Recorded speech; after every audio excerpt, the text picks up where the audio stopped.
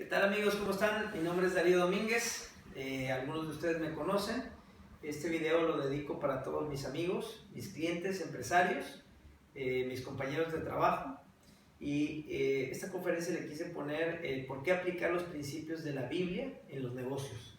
Yo creo que en este caso mi mayor deseo es compartir la experiencia que mi esposa y yo hemos tenido, ya que podríamos decir que durante la primera etapa de nuestra vida nos fue sumamente mal.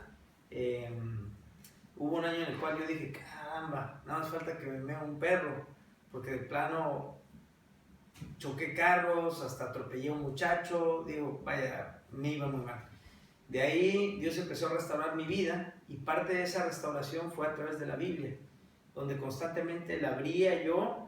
Y en esa etapa particular de mi vida, cada quien Dios va tratando en diferentes etapas de su vida, cosas diferentes, pero en esta etapa me empezaba como a guiar, como a dar consejos de quién era yo realmente. Yo tenía un autoconcepto, pero la Biblia me hablaba de un concepto que Dios tiene de mí. Entonces, muchas veces la Biblia te dice, tú eres creado a mi imagen. Yo en aquel entonces pues no creía eso, la verdad me costaba mucho trabajo creer pues todas las cosas positivas que la Biblia decía acerca de mí, dado los resultados que yo tenía en ese momento. Pero Dios, digámoslo así, me fue lavando el cerebro y empezó a sustituir esas ideas negativas por ideas positivas. Inmediatamente me empezó a gustar muchas cosas de mi trabajo, aunque yo empecé desde abajo, propiamente empecé a tener éxito en lo que iba yo emprendiendo. Entonces, para poner un contexto a esta plática, lo que te quiero decir es que a mí lo que me sirvió principalmente fueron los principios de la Biblia, las creencias, el mindset, por así decirlo, de lo que habla la Biblia, de quién soy, cuál es mi propósito, qué es lo que debo de hacer para tener éxito en la vida. Y pues al aplicarlo, la verdad me empezó a ir muy bien, muy contento. Empecé a llevarme yo con mi esposa, que mi esposa también en una búsqueda de Dios, pues ella también, creo que su vida cambió muchísimo, ya tendrá ella oportunidad de compartir eso. Pero ante este título de la plática yo empecé a buscar también qué onda con los demás cristianos. O sea, ¿será algo que me pasó nada más a mí o será una regla? Y entonces me metí y le di a buscar los cristianos más ricos del mundo, porque también sé que otros cristianos han tenido éxito gracias a la palabra.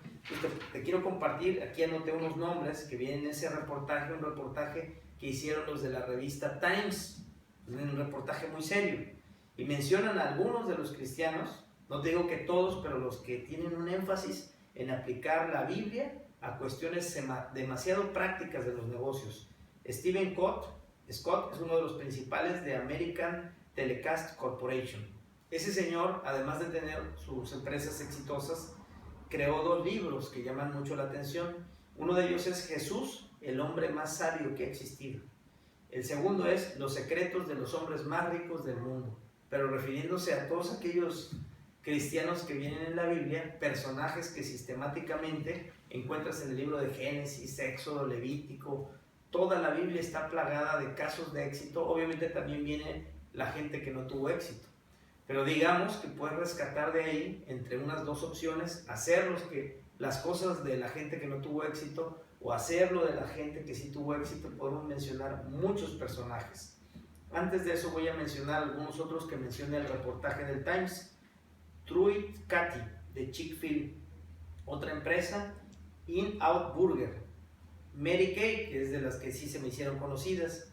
Steve Green, de Hobby Lobby. Otro que se me hizo conocido es el dueño de tiendas Forever 21. Otro David Parker, y otra empresa que se llama Tyson Foods. Honestamente yo no conozco estas empresas, pero digamos, cito el reportaje porque viene en el internet, lo puedes buscar fácilmente. Y aparte hice una recopilación de lo que yo considero son los hombres más exitosos, pero además de ello, los hombres más felices. Yo creo que esa parte hay que poner énfasis, porque a veces el éxito no siempre, como dice Proverbios, viene seguido de la felicidad. Hay gente que en la Biblia dice, Dios les permitió tener dinero, mas no la habilidad para disfrutarlo, sino que otras personas disfrutan de su riqueza, y dice, esto es un grave mal. Yo creo que esa parte sí la hemos visto, ¿no? No queremos esa parte, queremos mejor que Dios nos bendiga con riqueza, pero que además nos dé la felicidad para disfrutarlo con nuestros seres queridos. Otro comentario importante, Para obtener la felicidad y el éxito, yo pienso que es muy importante el tener equilibrio. Tampoco te puedes sentir muy bien si no tienes suficiente dinero para tus necesidades y tu familia. Pero aunque tuvieras muchísima riqueza, tampoco te puedes sentir muy feliz si no tienes con quién disfrutarlo. En este caso, por ejemplo, Dios te invita a que lo hagas con tu amada esposa y menciona a aquella mujer que escogiste de tu juventud como si fuera algo permanente. Yo a mi esposa le digo que es mi novia eterna. Bueno, comentario. Hombres ricos de la Biblia, de los que recuerdo: Abraham, Isaac, Jacob, José.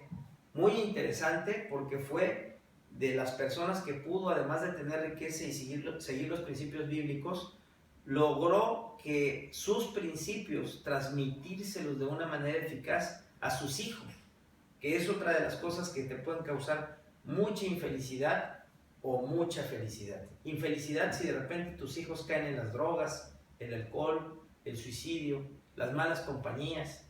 De verdad eso que puede arruinar tu vida, o en su defecto te puede hacer el día feliz, el ver que tú pudiste enseñarle a tus hijos principios que les permiten desempeñarse a través de la vida, protegidos por Dios, prósperos, felices con sus parejas. ¿Qué tal eso? Yo creo que eso no tiene precio. Pues Abraham le pegó a ese tiro, porque las generaciones fueron así, sistemáticas, consecutivas. José, hijo de Jacob, Jacob, hijo de Isaac, Isaac, hijo de Abraham. De ahí tenemos a personas que después de José, que si ustedes recuerdan fue la persona que vendieron en Egipto, sus hermanos.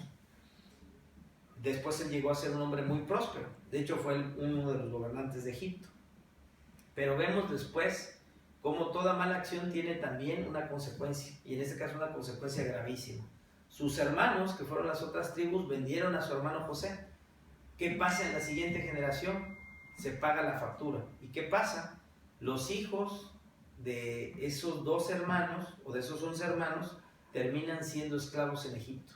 Y ahí sí viene una decadencia, una pobreza enorme. De ahí Dios dice, pues a estos egipcios se les pasó la mano del castigo que merecían, y entonces dice, te voy a sacar, pueblo mío, y te voy a sacar y liberar de la esclavitud, pero no te voy a traer nada más así. Vas a salir de Egipto con un montón de riquezas. Si tú me lo preguntas, en mi opinión fue todos los salarios que no les habían pagado, y salen con riquezas enormes, y Dios los saca, como dice la Biblia, con mano poderosa. Ya eso es motivo de otra historia, pero créeme que salieron con un montón de dinero. Menciono también a Moisés, que fue el gobernante que Dios utilizó para sacarlos. Josué, que Dios le entregó la tierra prometida, donde dice Dios, esa tierra es tan buena que fluye la leche y la miel, como una traducción de es el paraíso, y te la voy a dar a ti, porque la gente que ocupa esas tierras es gente que no solamente me desobedece, sino que daña a su prójimo de una manera muy perversa. Y empieza a mencionar todas las costumbres de esos países, que dice que incluso habían llegado a tal degradación que hasta sus propios hijos los sacrificaban ante los ídolos para obtener una serie de beneficios que según las religiones paganas pues les daban, ¿no? Entonces Dios agarra y toma una decisión de gobierno, que es lo que constantemente hace Dios en la vida, y tenemos que estar alertas porque Dios es el que tiene el poder y la decisión sobre muchas cosas. Pues decide, esta tierra hermosa que yo proveí, se las voy a quitar porque estos cuates de plano están destruyendo todo, y voy a traer a mi pueblo que ya aprendió lo que es ser esclavo, ya aprendió lo que es sufrir y no tener dinero, etcétera. Y de ahí Dios agarra y dice, ¿sabes qué? Pero yo a ti te voy a enseñar unas leyes demasiado justas. Y obviamente todas ellas son leyes muy prácticas. Un ejemplo de ello es que la Biblia habla más del dinero que de cualquier otro concepto. Entonces, y ustedes saben que los judíos son excelentes en el manejo del dinero. Tú vas a Polanco, ahí en la zona donde están todos los joyerías y todo eso, ¿y de quién crees que son? La mayoría, de judíos. Eso no puede ser casualidad. Te puedo mencionar también que hay un reportaje que hicieron unos cuates de las empresas Startup. Las empresas Startup son las empresas más exitosas, fenómenos que se observan en las casas de valores. Empresas que de 1 a 2 años levantan de 0 a 100 con emprendimientos novedosos. ¿Quién crees que lleva la delantera en esas famosas startups en la bolsa de valores? Muchas dirigidas por judíos. Esto obviamente no puede ser casualidad. Son años y años de una cultura empresarial, de una cultura de cómo manejar el dinero, de cómo administrar justicia, de una manera que te puedo decir que la neta, pues con razón Dios los prospera un montón. Conocen esos principios. Y menciono también de los premios Nobel. Tengo unas estadísticas muy interesantes. A esa fecha que vi la investigación decía 846 personas han sido galardonadas con el premio Nobel. Ya sabes, a esto de la física, de la química, premio Nobel de economía, premio Nobel de la paz. Resulta que de esas 846 personas, 194 fueron judíos. Súper interesante. Es el 23%. Sobre todo es interesante si tomas en cuenta que de todo el mundo y de todas las nacionalidades, los judíos representan solamente el 0.2% de toda la población mundial. Quiere decir que siendo un país extremadamente pequeño, tienen un montón de premios Nobel, en mi opinión son unos genios. No vamos a generalizar, pero la verdad, honestamente, eso tiene que ver con esta cultura que Dios les dejó. Vale la pena revisarla. Yo ahorita ni siquiera estoy entrando a qué principios, pero te puedo decir que otra persona que fue galardonada con ciertos premios, esa investigación la verdad no la tengo a la mano, pero viene que hace el comentario una persona que sabía mucho de economía, dice, ¿tiene usted la respuesta para la pobreza? Claro, viene en la Biblia. Es perdonar las deudas. En el año en que se perdonaban las deudas, digo sin dar mucho detalle, más o menos era que cada 50 años se le apretaba, de acuerdo a los decretos de Dios, un botón de reseteo a la economía. Y si había personas que habían perdido sus tierras, si había personas que habían caído en endeudamiento, si había personas que habían tenido inclusive que ser vendidas como esclavas porque habían caído en una situación de pobreza, llegaba el año 50 y ¿qué pasaba? Se reseteaba y se perdonaban todas las deudas y se regresaban todas las tierras a las tribus, de las 12 tribus de Israel, a las tribus que originalmente correspondían. De tal manera que, pongamos un ejemplo, si tu papá había despilfarrado toda la herencia, había manejado muy mal el dinero, no te preocupes, esa pobreza no iba a ser eterna. En el año número 50, a tu familia se le iban a regresar todas las tierras, con todos los beneficios que ello implica de producción. Y de esa manera no había una condenación eterna a la pobreza, como podemos ver que tiene nuestro sistema económico actual, demasiado injusto, más que nada podría decir demasiado ineficaz. Entonces, vale la pena aplicar los principios de la Biblia. Quiero comentar algo en lo que se resume toda la estrategia. De todos estos personajes, te puedo decir que lo que la Biblia reiteradamente decía es, y Dios estaba con José, y por eso José prosperaba en todo lo que hacía. Todo lo que emprendía prosperaba. Era un cuate que donde quiera que caía, caía parado. Que de hecho es uno de los dichos que yo tengo en el despacho. ¿Y por qué crees que lo digo? Porque yo he asumido esa creencia. Si yo estoy con Dios, Dios estará conmigo. Y si Dios está conmigo, ¿qué crees? Aunque me caiga, voy a caer parado. Y todo lo que yo haga, todo va a prosperar. Y bajo ese tipo de creencia, que es lo que Robert Kiyosaki y mucha gente habla del mindset, de que lo primero que debes de hacer entrenar es entrenar tu mente con ese tipo de mentalidad de que todo lo que tú hagas vas a prosperar. ¿Qué crees que obtienes? Pues que todo lo que hagas vas a prosperar. Y esa creencia es congruente además con tus creencias, pues ¿qué crees? Excelente, ¿no?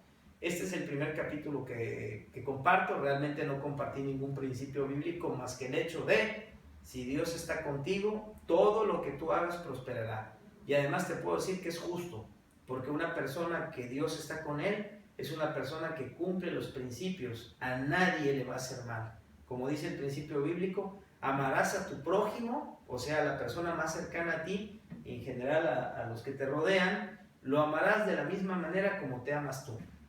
¿Y cómo te amas tú? De la manera del concepto que Dios tiene de ti. ¿Y qué dice Dios de ti? Como dijo Jesús, nos enseñó, fue la primera persona que nos enseñó a llamar a Dios Padre. Y además un tipo de padre que nos ama, nos perdona, nos restaura, pero también nos disciplina, aguas. Pero la disciplina es para los hijos. Es como si te entrenara un entrenador de primera división. Entonces te invito a que leas la Biblia, te invito a compartir también conmigo otros principios de la Biblia en otras ocasiones, que te compartiré y verás que todos estos principios funcionan y son muy fuertes. Si los aplicas en tu empresa y en tu trabajo, me cae que vas a prosperar de una manera enorme. Dios te bendiga. Hasta luego.